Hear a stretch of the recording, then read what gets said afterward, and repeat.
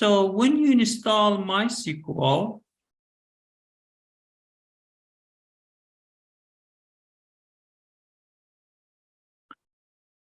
you should be able to see something like that. So when you click on this one, it's going to take you to this page. So usually you should see something like this, right? So this white area, and then you're going to have some administration tab and schemas and so on. So in the administration tab, you have some features, for example, client, server, and so on. We are interested in the schemas tab. So schemas or the databases that we have, right? And this white area that you see, it is a scripting area, and then here it is the output. Okay. So here we want to start learning how we can create a database. All right. So the first one is that in MySQL is a case insensitive. That means it doesn't matter you type lowercase or uppercases. They are exactly treated same, right? So both uppercase and lowercase, they are treated exactly the same. So it doesn't matter how we write. Then the second rule is that at the end of each statement, we put semicolon. So it is like a period at the end of the sentence, right? So when we done with our sentences, we put period, right? So the same thing happens for the MySQL. Instead, we put semicolon. Now, it is case insensitive. That means lowercase or uppercase doesn't matter. At the end of each statement, we put semicolon. The second thing that we need to put is a comment, right? So comments means sometimes, for example, we want to put some hints for ourselves. For example, this is an answer to question 1. You can put in 2 ways. One is that we call it single line, right? So the single line, you put double dash and then space. This is answer to question 1, for example. So this is called single line comment, or sometimes we need the multi-line comment. In that case, you put slash star slash, right? So here, whatever you type, is a comment. It's not going to impact your code. So it's not going to be, it's just a comment. It's not a, it doesn't impact your syntax. All right. So the first thing that we want to learn is what are the databases that we have in our system. So show database. So this is a plural. That means it shows all the database. So it's very clear, right? So this one shows all the database. So when you want to run a statement, when you want to run, just click on this one, highlight this one, and click on this one. So this is going to run. And you can see show database and green check mark. That means my statement went through and there is nothing wrong with this. And then it shows how many rows returned. So it means I have 17 databases here. And here it shows the duration of this one. So it's not a big deal, but sometimes you may, you need to pay attention to that. So show databases is the one that shows how many databases that you have, all right? Now, let's say I want to create a database. So how to create a database?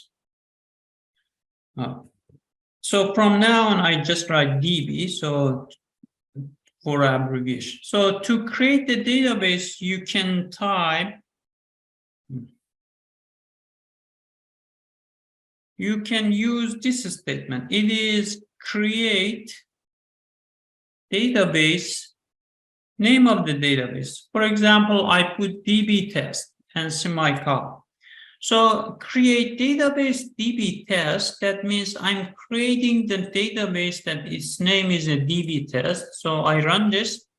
Now it is a green check mark, right? So that means this one has been executed, and then, however, I don't see this one, right? To see this one, you need to refresh this one, and then you can see it showed up here. Now, the second one that I have to make sure that from now on, I'm going to work on this one. So that's the statement of the use. So use name of the database. So use DB test. That means I want to specify that from now on, I'm going to work on this one. When you run this one, the name of the database gets bold, right? So DB test, and you can see there are table sections, view sections, and so on. So we are dealing with just with the tables. So here you can see there is no tables here. Now, how we can create tables, right? So that's the question that we want to answer right now. So to create the table, we use create table, name of the table, let's say table name. This is close the parentheses and semicolon. And now here we list the columns. So let's say column 1, data type. So I'm going to talk about the data type in a minute. Data type of the column 1, comma, column 2, data type of column 2, comma, all the way, all the columns that I have. For example, column N, type of column N, comma, and then at the end, I have to say, what is the primary key of this table? Sometimes the table has 1, sometimes it has 2, sometimes it has more, right? So if you have CPK, you can just use column 1 and column 2. So but if you have 1, just you can put 1. So this is a table that you just creating using a prime. So it just have prime, right? Just a table that just have a prime. Now, what are the data types? So let's talk about data types that we have. So data types, the first one is a number, right? So numbers, it could be integer. So the numbers could be integer, like, so integers can be represented by int, integers, and then sometimes int, for example, and number here. For example, this shows the length of the numbers. For example, the length is 5, length is 3, and so on, right? So that's integer. And there are others as well. So for example, float. The second data type that we have, it is the string data. So string data types are the characters that you see. For example, first name, last name, and so on. Those are the string. And usually we use for this one as a char, right? So characters, it stands for characters, and we give a number. So this number, it means, for example, char 32, that means it can store up to 32 characters, right? So space and all of those A to Z, letters 1 to 9, and all of the special characters, they are in these characters. Sometimes we put variable characters. So variable characters means the storage is more efficient. So this variable character is more preferred. So this one, we like it more. We want to, because we want to save space. So this is a preferred one. So when you see string, it is preferred to use this one. The third data type that we have is a date and time. So for example, the date, it follows the structure of, for example, year, right? Month, and date. So this is the structure that it follows. And the same thing for the time. So the time follows the hours, colon, minute, colon, second, right? So this is, and you can have the date time. So it has a both date and time. So these are the common data type that we talk. Okay. Asked to create two tables. So the table of authors and the table of books. So here it is a given. So AID is the author ID, first name and last name, or the varchar 32, and then the rest. So I just go with the first three columns. So here I create the table. So it is a create table of authors, right? And then open the parentheses, close the parentheses, semicolon, and I put AID integer, comma, author first name, varchar 32, comma, author last name, varchar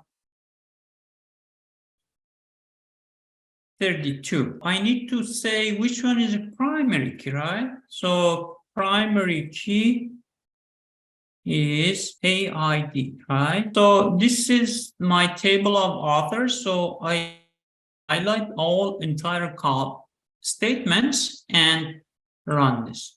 Now here you can see went through, it is a green check mark, and I refresh the database section, and then you can see the table of authors showed up here, and then at the column you see ID and first name, last name, and here even it shows the primary. So this one was the table that just has the primary. Now, how we can do the foreign keys, right? So that's the question that we need to answer, right? Because when I want to create a table of books, it has foreign key, right? Now, let's say we have a table that has a foreign key as well. Okay, so table with FK. So foreign key, and absolutely it should have a primary key as well, right? We don't have a table that does not have primary key. So it is similar. So it is a create table, name of the table, right? So open the parentheses, close the parentheses, semicolon. So it has column, let's say column 1, data type of the column 1, comma, column 2, data type of the column 2, comma, let's say column n, data type of the column n, comma. And then let's say this is a foreign key. So I put a comment here, and it is in the it is recorded as a column 1 of table 1. Okay, so this FK is the originally it is referring to the column 1 of the table 1. So you can think of, for example, customer ID. It is a foreign key. So like right now we are working on the table of orders, and we are just considering the first 4 rows. So I'm just ignoring the employee ID and order total, okay? So that's basically, this customer ID is referring to the first column of this table. Make sense? Now, first, we need to establish the primary key. So let's not forget that this table has a primary key. So primary key is a column 1, for example. And then I need to establish the foreign key. So the foreign key is this way, foreign key, okay? And then which column here is foreign key? Column N, right? And then you say references, which table? Here we set table 1, and then which column of table 1? Column 1. Okay, so this is how we establish. This is the way that we establish the FK. All right, now let's say, let's do the assignment. So we want to create the table of, create table books, right? It is book ID, it is the integer, and book name. So it is, let's say, just varchar 32. Then it has author ID, integer, and I know this one is foreign key, and I know this one is referring to AID of the table of authors. So let's change this one. So I just put AID2. Just make sure the name, just for the clarity purpose, you can put it AID, there is nothing wrong. Just I want to make sure that we are using different column names. Now here I have to establish that this, what is the primary key of this table? So primary key is a book ID, right? We need to establish the foreign key. So foreign key, I know AID2 is a foreign key, and keyword references, right? The table of authors and AID of authors, and close the parentheses. So let's create. Now this is created. Now here you can see the table of books, book ID, and so on. Now we need to add rows. How we can add rows? So the way that we can do is we use insert into name of the table and the columns of the table. So column 1, comma, column 2, column 3, and so on. Then keyword values, then value 1, comma, value 2, comma, value 3. Okay, semicolon. So value 1 goes underneath column 1. Value 2 goes underneath column 2.